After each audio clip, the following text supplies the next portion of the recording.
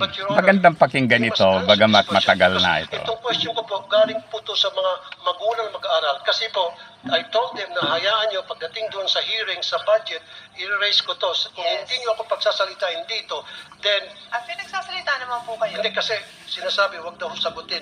Hindi, the VP would like to be the one to answer the Okay, question. thank you. That's my understanding. I'm just Thank moderating you, Madam. for everybody. Like I said, The VP wanted to answer instead of her USEC. like I said, Madam Chair, Your Honor, number one, you asked the question on how you can help. Paano kayo makatulong na senator na kayo ngayon? Pwede po kayong gumawa ng batas na ipagbawal po ang voluntary contribution sa mga PTAs.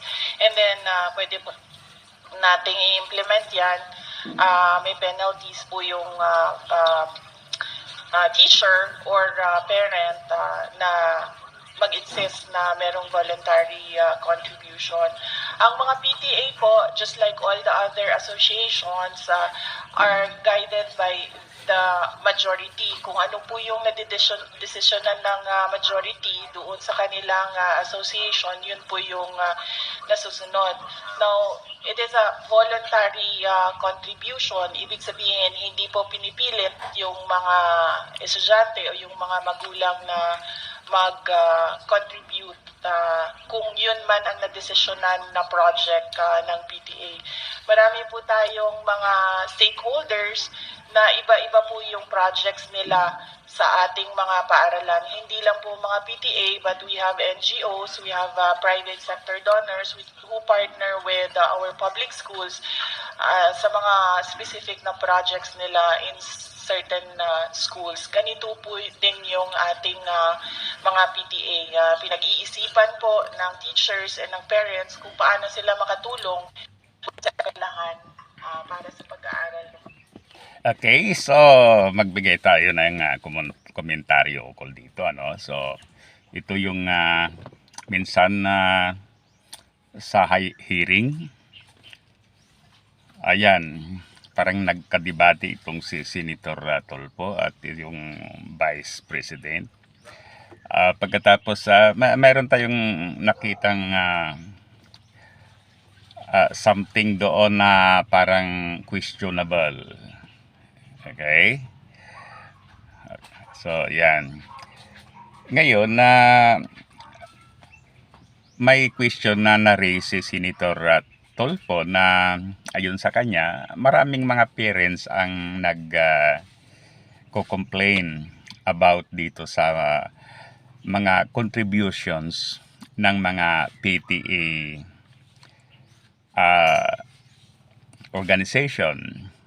Okay, yung mga PTA organization, siyempre parent, teachers association yan. So sila yung involved, ano. Ngayon, sa nakikita natin, talagang most of the time, ang pinaka-concern ng PTA yung contribution. Kasi nga, siyempre, yung mga parents, concerned sila sa mga anak nila. Like for example, halimbawa sa nakikita nila na sa kwarto ng kanilang anak, so napakainit. Ayan, may magsasuggest na magre-raise sila ng pondo para makabili ng electric fan. So, ganun yan. O kung ano man ang kakulangan, ano, tumutulong ang PTA. Sa bagay, okay naman. Yan. Ngunit sa isang banda, kung talagang ang government through the Department of Education ay talagang ginagawa yung utmost support sa ating school system, kung ano man ang needs ng mga schools, ibibigay ng government. So, hindi sana ganun ang eksena. Ngunit, hindi kaya talagang napipilitan yung mga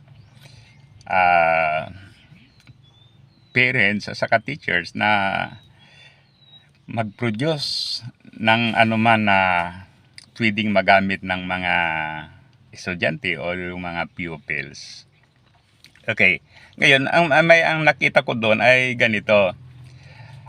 Kini-question ni Tolpo yung kanyan, yung voluntary, yung contributions na ginagawa ng mga PTA. Kasi talagang kung minsan talaga napipilitan yung mga parents kahit na, so alimbawa, wala silang kakayahan na magbigay, ngunit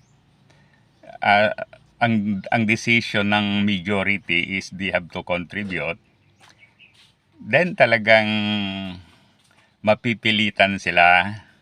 Okay? Kaya